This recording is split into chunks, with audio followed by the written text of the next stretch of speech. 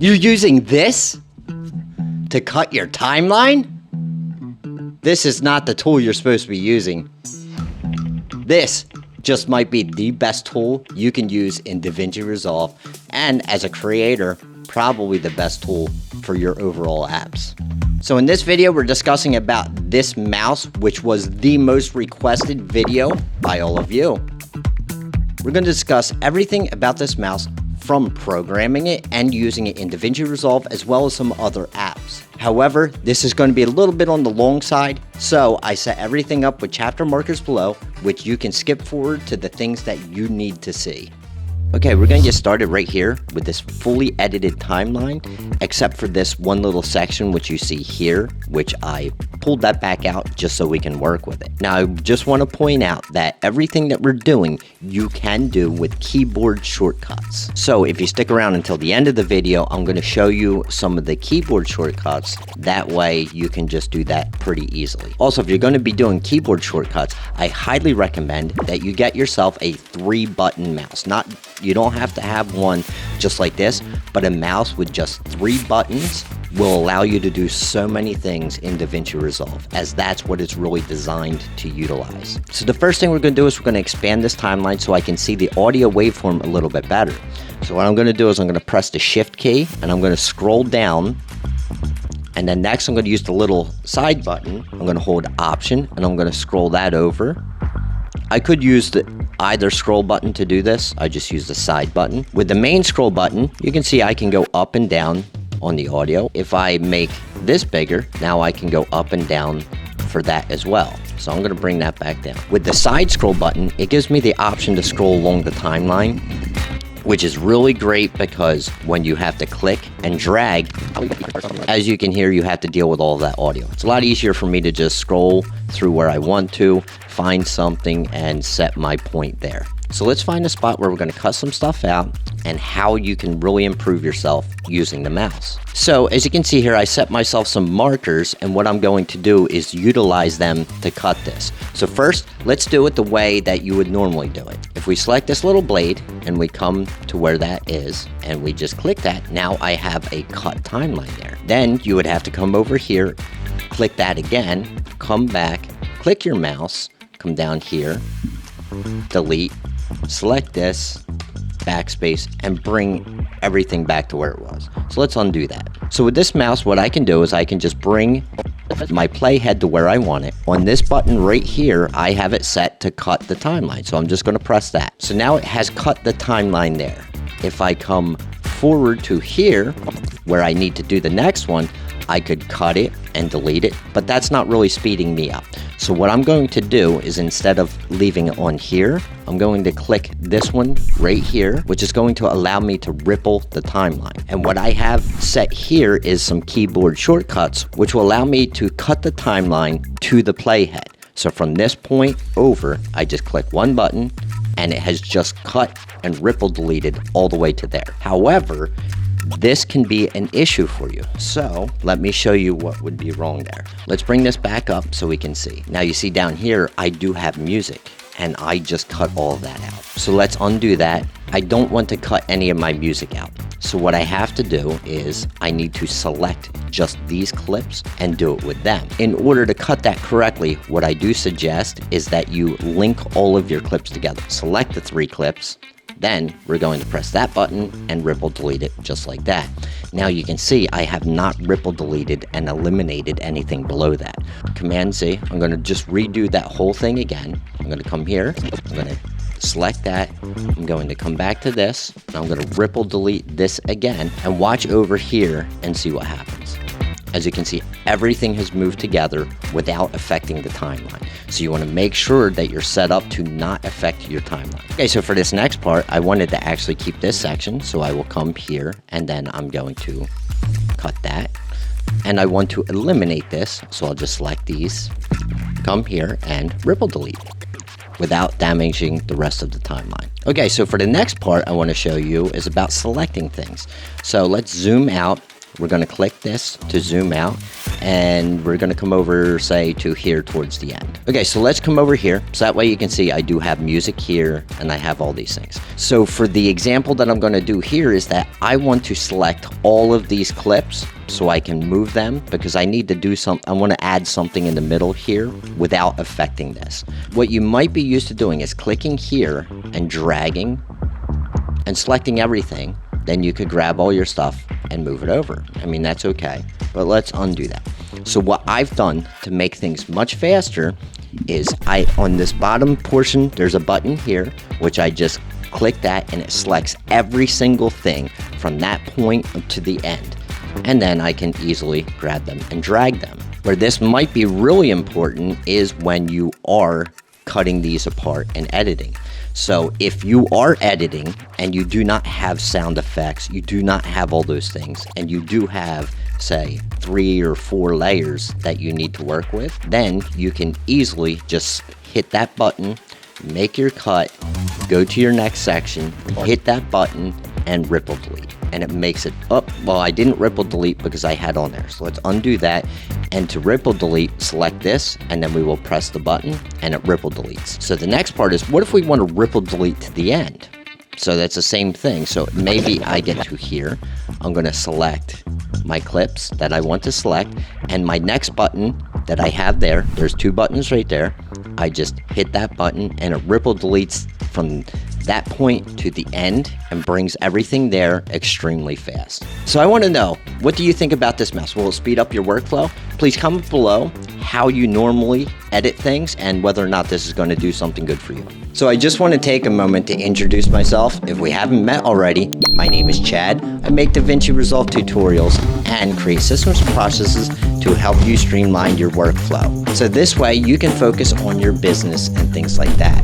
If you could do me a favor and stop using things like this, and if you could give me a thumbs up and subscribe, I would greatly appreciate it. Thank you.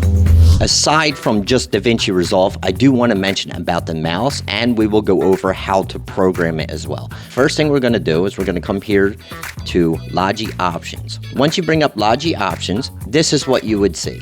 As you can see, I have the mouse here, and what I have to do is I need to click on it. Once I've clicked on it, it's going to show everything that I am pre-programmed for. So as you can see, I have Bridge, Photoshop, DaVinci Resolve, Final Cut Pro, which I don't use anymore, Google Chrome. I also have my Microsoft things that I might need, the Safari browser, and Zoom. Now you can add so many more. I mean, there's just so many applications on the computer. I just don't have to use the buttons for everything, but you can add for just about any application. Anything that you have a keyboard shortcut to, you can program it into this mouse and make your life so much easier. So for me as a creator, this is extremely useful. So I want to just go over a real quick showing of what I would do, say, for Bridge. Okay, so this has my Bridge keyboard shortcuts. This has my Photoshop. So for an example, let's open Bridge. You can see here I have a photo of my wife. So what I will do is I will click this button. That was just using the third mouse wheel to click on that, and that brings it open here, and then I can do any adjustments and things that I need. And then if I open into Photoshop, okay, so for Photoshop, I set one of the buttons, I just click it, and it brings it right to center. And then maybe say I press the B key to do that, or you can program that on here to bring up the brush. And I do something, but I made a mistake. So what I can do is just click one button, it'll undo it. Then maybe I did want that, and I can redo it. If I want to switch back to my cursor, I just press one button and I have that. So it makes it very simple to utilize on all apps that you might be using. So let's get into the Logitech app and how I have this mouse set up. So we're going to look at DaVinci Resolve setup. As you can see, we have this button here, which is the middle wheel button, which you can click and use. I'm going to show you a little bit of that in DaVinci Resolve as well.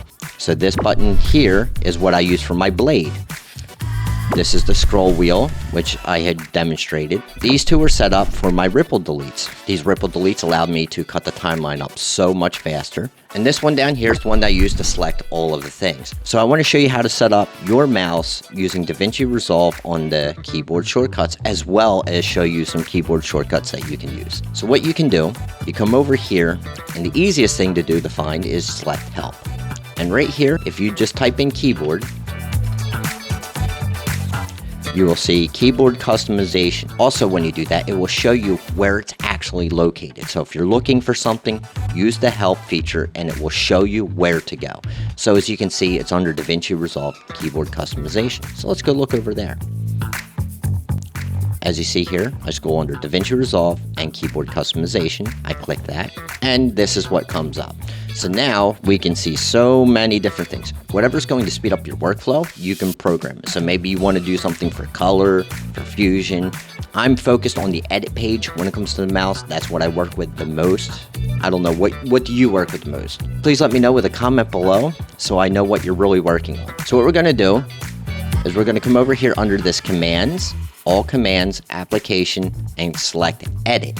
This lets me know what are the keyboard shortcuts that I need to program the mouse with. So this has the ripple delete, ripple overwrite. You can select your F10 key for that, ripple cuts. This is for the trimming. Lets you know how to trim. So this is the trim to start. This is what I'm using for the actual ripple delete, which is trim to start. So let's see how to do that. Now I know trim to start and I know which button it was going to be on. So let's go back to Logi options and that is to be set here. So let's select that. When you click on this side, they have recommendations that may be already preset, but you can come down here to keyboard shortcut and you select that. This may be where it was originally, but you select this. Okay, so once you select there, just press shift and the bracket. And now we have cut to the playhead. The reason we do not have the ripple delete, let's go back here real quick, is because I have it set up to do there. So this way I'm not always ripple deleting. Maybe I just want to cut one clip and move it. So here, as you see, I have this one set as Command B for the blade. This is just for scroll wheel. This one's middle mouse button, and you have those two buttons. This one's for ripple back. As you can see, you press shift and the close bracket. This one here is keyboard shortcut is Option plus Y. That's the shortcut to select everything. Okay, so let's go back into DaVinci Resolve and see a little bit about what that middle mouse button does. So with this middle mouse button, you know, of course, you can scroll, which is great. Let's bring this down a little bit. I'm going to make this one viewer and let's fit. Okay, now I have it fit there. I want to zoom in a little bit. I'm just using this scroll wheel. It allows me to zoom. Now, what's also good about this is that this is a third button. So if I click this button and drag, now I can pull myself around the viewer by using that. If you go into, say, the Fusion page, let me grab a Fusion composition. I'm going to drop that there. I'm going to put this, and we're going to go into Fusion. I don't have any media in. My camera overheated and it shut off, so hopefully I can figure out where it shut off at here. So as you see, I had this text. I did. Let me press the 2 key to bring that up here. Let me just go into, say, just one. So with this middle mouse button, what I can do is I can scroll around, say, in 3D space. For example, if I just grab it, I can just pull myself around anywhere on this plane like that. If I press the Option key and click it, now I can spin it around and go around and utilize the 3D space however I would like to. Just in case you didn't see it here on the edit page, we can scroll in and out on there, or we can grab it and we can pull around this way. Let's fit that back into the viewer. Okay, so that's pretty much the basics of how this mouse works. Now let's get into a little bit of the keyboard shortcuts, because I think that you should know that you don't have to make a purchase of the mouse. You can use everything on the keyboard. However, if you do want to purchase the mouse to speed up your workflow, I do have an affiliate link down in the description below, which if you do click on it would benefit the channel very much, and I would definitely appreciate it. So let's get into some of these keyboard shortcuts that I told you that I use on a regular basis, and maybe some that you could use instead of having the mouse. How about we do it the old-fashioned way? So let's zoom in this way. Okay, so what I'm going to do is I'm going to cut this. I'm just going to press Command Blade which would blade it there. I'm going to drag this over and say we want to do that ripple delete. So what I can do is make sure that's selected. I'm going to select this and just press the shift bracket. And that does ripple delete it and brings it back just as we had seen. Let's bring this back up and let's hit that full view. But as you can see, I did just cut some of that out, I believe. Let's see. Yes, so that did cut some of that out. Now, another very important thing I want to show you about on keyboard shortcuts that will be beneficial to you. Let's scroll back into that audio waveform. First, let me hear what it has to say. So what I want to do is I want to eliminate some of this part. So what I'm going to do is I'm going to come here. I'm going to use the keyboard shortcut, Command B, and blade that. Now I'm going to come over here. I'm just going to do it here, for example. I'm going to select that and I'm going to press that. I'm going to press the shift open bracket to bring it back, to ripple it to the playhead. Now I want to test that to see if the audio fits the way I want it. Okay, so now I've zoomed out and what I want to do is test to see if that audio worked the way I wanted it to. So one of the keyboard shortcuts that I would like to use is the / key. So let's press that and see what happens. Light. I have zoomed this in.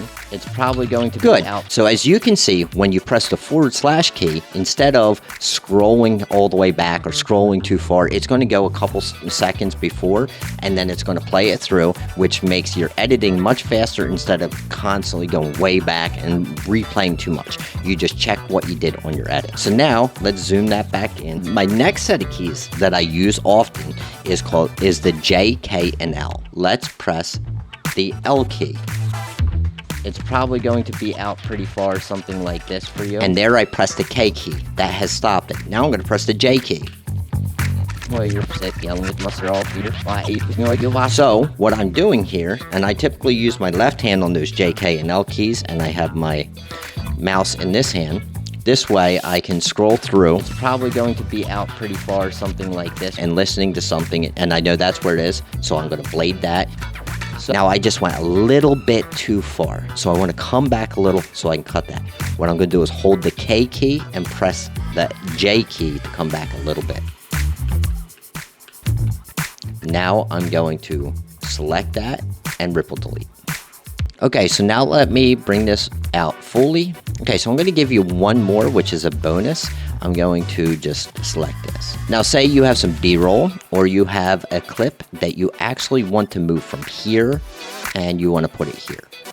Problem is that you have to select everything, move it all the way over, like even if you have the mouse and you select everything, you bring this, now you have to deselect that, find your clip, drag that out, bring it over, select this, bring it back. It's a lot of work, so let's undo that. So what I can do is say I just select this one, I'm going to press Shift, Command, and I'm going to press the comma key. And look, it just jumps right on over, just like that. Or I can press the period key, and I'm going to send it over that way. So that's a little bonus on that. So now, let's say if I cut the clip here. I want to show you another little trick that you can do. So let's select this. Let's just move the playhead out so you can see. And what I'm going to do is I'm going to select here. This way I got both of them. And what I'm going to do is I'm going to press the period key and watch what happens. You see, I just ripple deleted the left portion over to the right by 1 frame. If I press the comma key, it goes back the other way. Now, if I don't select both of them, if you bring your mouse cursor here, and once you get this, you just click that and it'll bring up just that one-sided green edge. If you press the period key, you're going to ripple delete 1 frame that direction.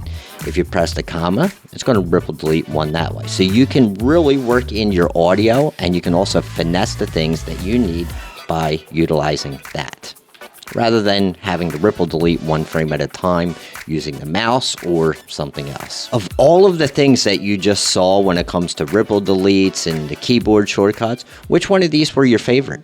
Personally, I love being able to ripple delete, get everything done so quickly, and really speeds up my workflow. So that's what I can tell you about these two things, and I would like to know, which one do you plan on using for the future? If you have any questions regarding the mouse or anything related to DaVinci Resolve, you can comment below and I will get back to you as quickly as I can. And according to your watch habits and the YouTube algorithm, they believe that this next video would be the best one for you to watch. I look forward to seeing you in the next one.